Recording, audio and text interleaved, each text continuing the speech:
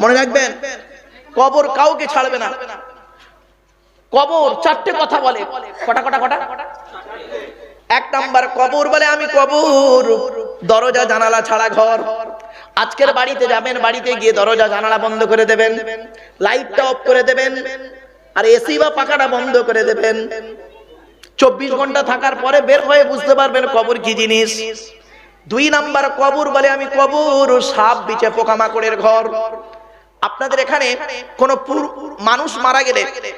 মানুষ মারা গেলে আপনারা কি করেন? তাকে গোসল দিয়ে, কাফন পরিয়ে, জানাজা পরিয়ে, মাটি দিয়ে চলে আসেন, ঠিক না ঠিক? বলুন না, একটু কথা বলুন। হ্যাঁ, 20 দিন পর, কতদিন? 20 দিন পরে কবরটা একবার খুলে দেখেছেন কেমন আছে? দেখেন না, একবার দেখবেন, দেখবেন ধারণাটা পাল্টে যাবে। শুনে নিন, মাটি দিয়ে যখন চলে আসা হয়, 8 থেকে 10 দিন পরে মাথার চুলগুলো, গায়ের লোমগুলো, হাতের নখগুলো খসে খসে পড়ে যায়। 12 থেকে 14 দিন পরে ব্রেনটা পচে গিয়ে নাক দিয়ে, কান দিয়ে, গাল দিয়ে গড়াতে থাকে।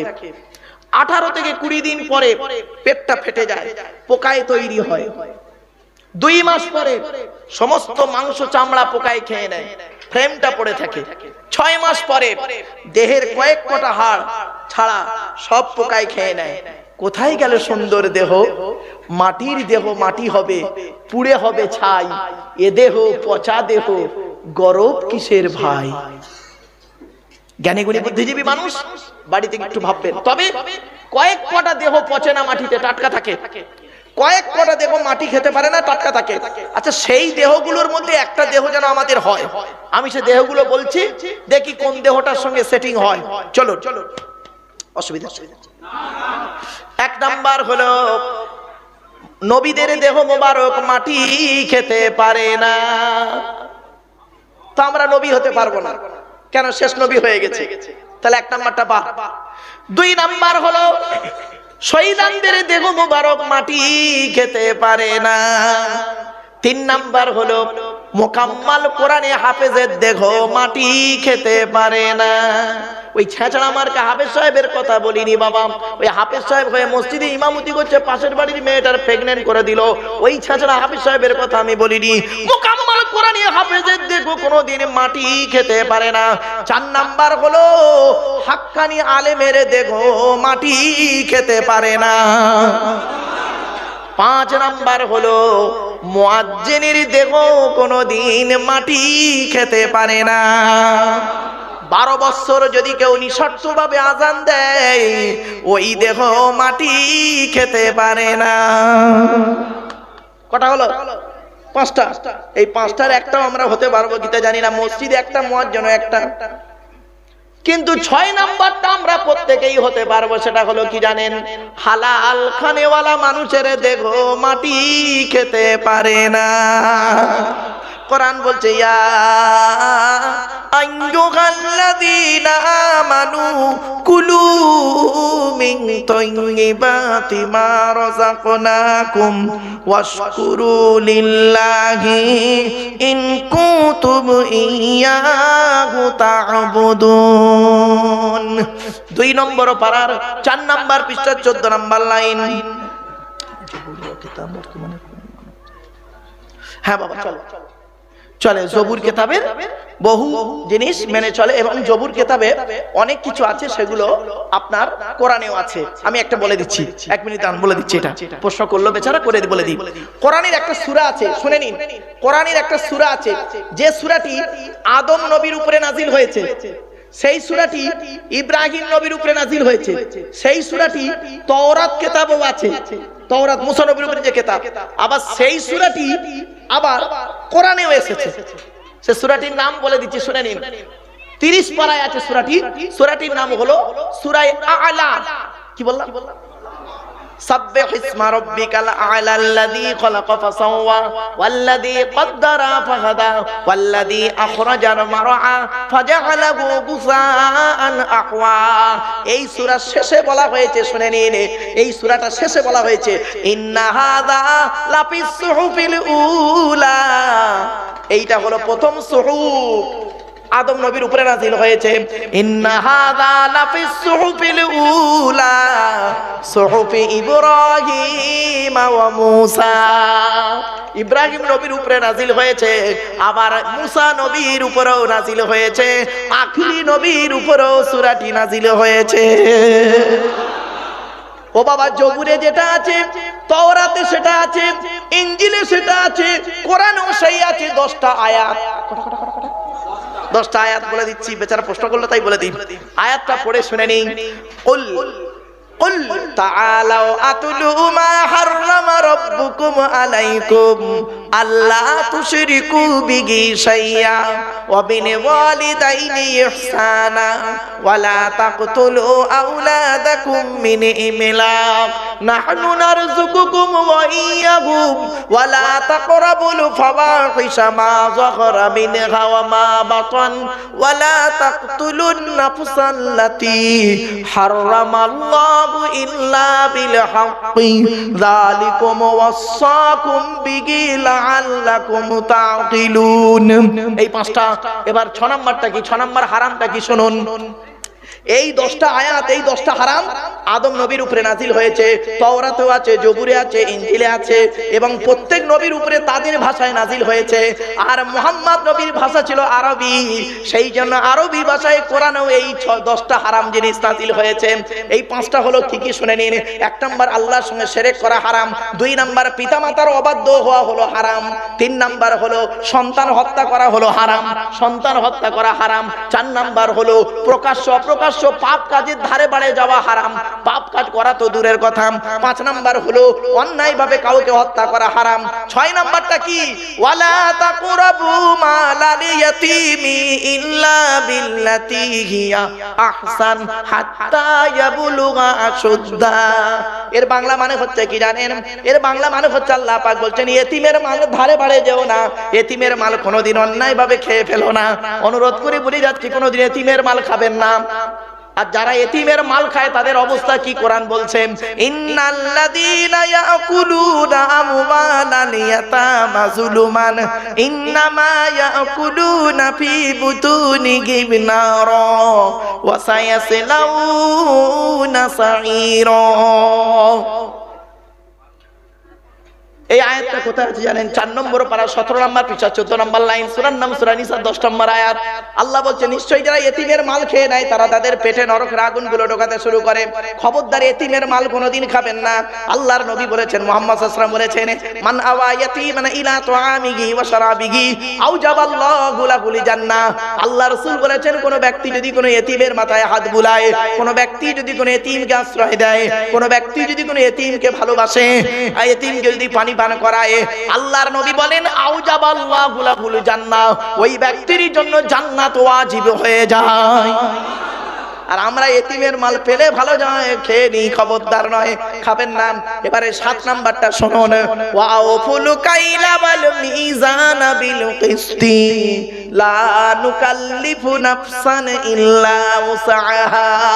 বাপেরা শুনে গেদিন, আল্লাহ বলেন ওজনে কোনোদিন কম বেশি করবে না। ওজন যখন দেবেন সঠিক দেবে, নেবে যখন সঠিক নেবে, কম বেশি করে মানুষকে ঠকিয়ে ব্যবসা করবে না। এরপরে আল্লাহ পাক বলছেন ওয়াইদা কুলতুম ফাদিলু ওয়ালাউ কানা যা কুরবা। আল্লাহ বলছেন বান্দারি যখন তুমি কথা বলবে, ন্যায্য কথা বলবে, ন্যায় কথা বলবে, তোমার নিজের লোক যদি চটে যায় দেখার দরকার নেই, তুমি ন্যায্য কথা বলবে। এর পেছনে একটা কথা বলে যাচ্ছি, 1 ঘন্টা ন্যায় বিচার করা, 1 ঘন্টা ন্যায় বিচার করা 60 বছর ইবাদতের সমতুল্য। আপনি ন্যায় বিচার করতে শিখুন। এরপরে আসছি অবিয়াহদিল্লাহি আউফু, ওয়াদা করলে খেলাফ করবে না, ওয়াদাকে পূর্ণ করবে। যালিকুম ওয়াসাকুম বিহি লাআল্লাকুম তাযাক্কারুন। এবার আসছি 10 নম্বরটা কি? ওয়া আন্না হাযা সিরাতি মুস্তাকিমান ফাত্তাবিউহু ওয়া লা তাত্তাবিউস সুবুলা ফাতাফাররাকা বিকুম আন সাবিলি যালিকুম ওয়াসাকুম বিহি লাআল্লাকুম মুতাত্তাকুন। এইটা হলো এই নবীর সিরাত রাস্তা। এটা প্রত্যেক নবীর উপরে এই 10টা হারাম জিনিস নাজিল হয়েছে। জবুরও এই 10টা রয়েছে। আর অনেক রয়েছে। তবে জবুর কিতাব, ইনজিল কিতাব, তাওরাত কিতাব বিকৃতি করা হয়েছে, কিছু ভালো আছে আর বাকি সব উল্টো পাল্টা করা হয়েছে। সে উল্টো পাল্টা গুলো শুনলে আবার অনেক আলোচনা ওদিকে।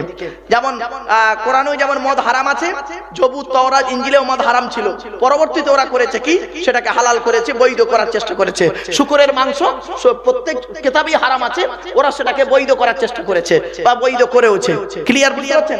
আরো এরকম অনেক জিনিস আছে, অনেক জিনিস আছে। জাস্ট খালি প্রশ্ন করলো বেচারা, তাই বললাম। বর্তমান যে জবুর কিতাব, সেই বর্তমান জবুর কিতাব পড়লে আপনার মাথা ঠিক থাকবে না, কোরআনের সঙ্গে একদম অমিল। বুঝতে পারছেন? মনে রাখবেন, জবুর কিতাব, তাওরাতও তাই, ইনজিলও তাই। অরিজিনাল যে ইনজিল কিতাব, যেটা ঈসা নবীর উপরে নাযিল হয়েছে, সেই কিতাবকে পরবর্তী বিকৃতি ঘটিয়ে দুটো হয়েছে, ওল্ড টেস্টামেন্ট, নিউ টেস্টামেন্ট, তাকে বাইবেল নাম দেওয়া হয়েছে। ভাবতে পারবেন না। চলো, এজন্য আপনাদেরকে আমি বলছি, বাপ 100% আল্লাহকে বিশ্বাস করুন, এক নাম্বার। আর দু নাম্বার হলো কি, আমিলুস সালিহা, নেক কাজ করুন, ভালো ভালো কাজগুলো করুন। পৃথিবীতে মানুষের উপকার করতে না পারলে কোনোদিন ক্ষতি করতে যাবেন না। এতক্ষণ আপনাদের কাছে বিভিন্ন দিক নিয়ে আলোচনা করলাম, শেষ কথা কয়েক কথা বলে যাচ্ছি। বাবা, দেখতে দেখতে 3 ঘন্টা বকে ফেলেছি। এই শেষের পথে নিয়ে যাও, অসুবিধা হচ্ছে আপনাদের, বুঝি না? হ্যাঁ, আর 2-1 মিনিট হবে না, বন্ধ করে দেবো? হবে? ওরে বাবা, 3 ঘন্টার পর আবার হবে?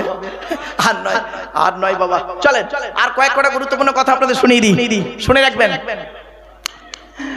এক নম্বর হলো, নবীজি বললেন বিদ্যা উঠে চলে যাবে, 2 নম্বর ব্যভিচার বেড়ে যাবে, 3 নম্বর মদ খাওয়া বেড়ে যাবে, 4 নম্বর সুদ খাওয়া বেড়ে যাবে, 5 নম্বর, মা বোনেরা সুদ খাবেন না, সুদ খাওয়া বেড়ে যাবে। এটা সুদের সর্বনিম্ন হারাম কি জানেন? মায়ের সঙ্গে ব্যভিচার করা। মা বোনেরা খবরদার, এটা থেকে দূরে সরে থাকুন। সুদ খাওয়া বেড়ে যাবে, ঘুষ খাওয়া বেড়ে যাবে, আর কি, পিতামাতার অবাধ্য সন্তান হবে। পৃথিবী ধ্বংসের লক্ষণ হলো অযোগ্য ব্যক্তিরা নেতৃত্ব দেবে, যার যে সম্পর্কে কোনো জ্ঞান নেই। বাবা, গ্রামের প্রধান নিজের নামটাও সই করতে পারে না, ও হলো গ্রামের প্রধান, ওর নিজের চরিত্র খারাপ, ও লোকের ক্যারেক্টার সার্টিফিকেট দিচ্ছে। ঠিক আছে? শুধু তাই নয়, পৃথিবী ধ্বংসের লক্ষণ হলো শিক্ষিত লোকেরা অশিক্ষিত লোকেদের সম্মান করবে ভয়েতে। ঠিক না? ঠিক। খালি মিলিয়ে নিন। পৃথিবী ধ্বংসের লক্ষণ হলো ঘন ঘন ভূমিকম্প দেখা দেবে, জলোচ্ছ্বাস দেখা দেবে। পৃথিবী ধ্বংসের লক্ষণ হলো কি? কোরআনে আল্লাহ পাক বলেছেন আল্লাহর আযাব 3 রকমের। কুল হুয়াল কাদিরু আলা আইয়াবাসা আলাইকুম আযাবাম মিন ফাওকিকুম আও মিন তাহতি আরজুলিকুম আও ইয়ালবিসাকুম শিয়া ওয়া ইযিকা বাদাকুম বাসাবাদ। অনুরোধ করে বলে যাচ্ছি, এই আয়াতটি একটু মনে রাখবেন। আল্লাহ পাক বললেন, নবী তুমি বলে দাও, আল্লাহর আযাব আসে 3 রকমের, 3 ধরনের। কোন রকম? 3 ধরনের। 1 নম্বর, আল্লাহ বলছেন তোদের উপর থেকে আযাব দেব, মাথার উপর থেকে আযাব। তার মানে বুঝতে পারছেন, বজ্রাঘাত, বৃষ্টি ইত্যাদি ইত্যাদি, উল্কা ইত্যাদি। পায়ের তলা থেকে আযাব দেবে, কিরকম? ভূমিকম্পে ঢুকে গেল, জলোচ্ছ্বাস, ভূমিকম্প ইত্যাদি। আর আসমান আর জমিনের মাঝখান থেকে আযাব দেবে, কিরকম শুনবেন? নিজেদের মধ্যে মারামারি লেগে তোরা মরে যাবি, নিজেদের মধ্যে মারামারি লেগে তোরা মরে যাবি। এজন্য রাসূলুল্লাহ, প্লিজ 1 মিনিট, আল্লাহর নবী আল্লাহর কাছে 3টে দোয়া চেয়েছিলেন। কটা? 2টো কবুল হয়েছে, 1টা কবুল হয়নি। আল্লাহর নবী আল্লাহর কাছে 3টে দোয়া চেয়েছিলেন, 2টো কবুল হয়েছে, 1টা কবুল হয়নি। 1 নম্বর কি চেয়েছিলেন? আল্লাহর নবী বলেছিলেন, মুহাম্মদ সাল্লাল্লাহু আলাইহি ওয়াসাল্লাম বলেছিলেন, আল্লাহ আমার উম্মতদেরকে আপনি কোনোদিন না খাইয়ে মারবেন না। তো আল্লাহ বলেছিলেন, নবী আমি ওয়াদা করলাম তোমার উম্মতদেরকে কোনোদিন না খাইয়ে মারবো না, খাইয়ে দাইয়ে তারপরে আমার হিসাব হবে, রাগ করবেন না। 2 নাম্বার, আমার উম্মতদেরকে আল্লাহ আপনি পানিতে ডুবিয়ে মারবেন না। তো আল্লাহ ওয়াদা করেছিলেন যে নবী তোমার উম্মতদেরকে আমি পানিতে ডুবিয়ে মারবো না। যদি কেউ কোনো সময় পানিতে ডুবে মারা যায়, তাহলে আমি তাকে শহীদের মর্যাদা দেব। শুনে দিন কত রকমের শহীদের মর্যাদা পাওয়া যায়, শুনে নিন। পানিতে ডুবে মারা গেলে শহীদের মর্যাদা, দেয়াল চাপা পড়ে মারা গেলে শহীদের মর্যাদা, আগুনে পুড়ে মারা গেলে শহীদের মর্যাদা। মনে রাখবেন। তারপরে আত্মহত্যা করা হারাম, আত্মহত্যা নয়। আগুনে পুড়ে অটোমেটিক মারা গেছে সে বেচারা, শুয়েছিল, ঘুমিয়েছিল, আগুন লেগে গেছে বস্তিতে, মারা গেছে, শহীদের মর্যাদা। শুনে নিন। আরেকটা হলো কি জানেন? আরেকটা হলো যে পেটের রোগে যদি কেউ মারা যায়, শহীদের মর্যাদা। জ্বরে যদি কেউ মারা যায়, সর্দি কাশিতে মারা গেলে শহীদের মর্যাদা। শুনে রেখে দিন। অজানা রোগে মারা গেলে শহীদের মর্যাদা। শুধু তাই নয়, আরো বলা হয়েছে কোন মেয়ে ছেলে যদি বাচ্চা হতে গিয়ে মারা যায়, ওই মেয়েটি শহীদের মর্যাদা পাবে। আমার বাপেরা, শহীদের অনেকগুলো ভাগ আছে, যাই হোক। তো 2 নাম্বার হলো কি, নবীজি বললেন আল্লাহ আমার উম্মতদেরকে আপনি পানিতে ডুবিয়ে মারবেন না। আল্লাহ বললেন নবী আমি ওয়াদা করলাম তোমার উম্মতদেরকে আমি পানিতে ডুবিয়ে মারবো না। 3 নাম্বার দোয়াটি কবুল হয়নি। দোয়াটি কি ছিল? আল্লাহ আমার উম্মতরা যেন নিজেদের মধ্যে মারামারি না করে, মারামারি করে না মরে।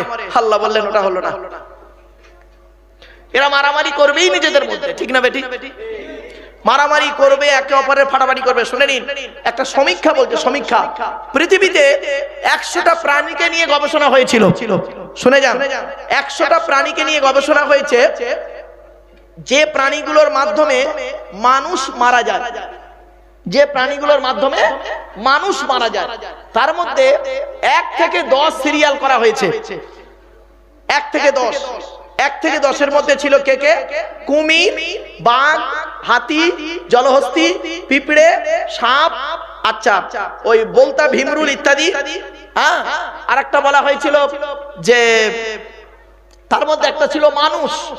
মানুষ, মানুষের মাধ্যমে মানুষ মারা যায়, পিঁপড়ের মাধ্যমে মানুষ মারা যায়, বলতাম ভীমরুলের মাধ্যমে, পোকার মাধ্যমে মানুষ মারা যায়, সাপের মাধ্যমে মানুষ মারা যায়। পৃথিবীতে সবথেকে ফার্স্ট হয়েছে কি জানেন? মানুষ। মানুষ মানুষকে মারে বেশি, মানুষ মানুষকে মারে বেশি। আর দ্বিতীয় হয়েছে কে জানেন? সাপ। সাপ পৃথিবীতে, সারা পৃথিবীতে 55 থেকে 56 এই 60 লক্ষ মানুষকে বছরে কামড়ায় সাপ, তার মধ্যে মারা যায় কম, বেশিরভাগ বেঁচে যায়। তার মানে যে সাপ কামড়ায় সেই সাপের ট্রিটমেন্ট শুরু করে দেয়, যার ফলে বেঁচে যায় মানুষ। তো সর্বপ্রথম হয়েছে মানুষ মানুষকে মারে বেশি।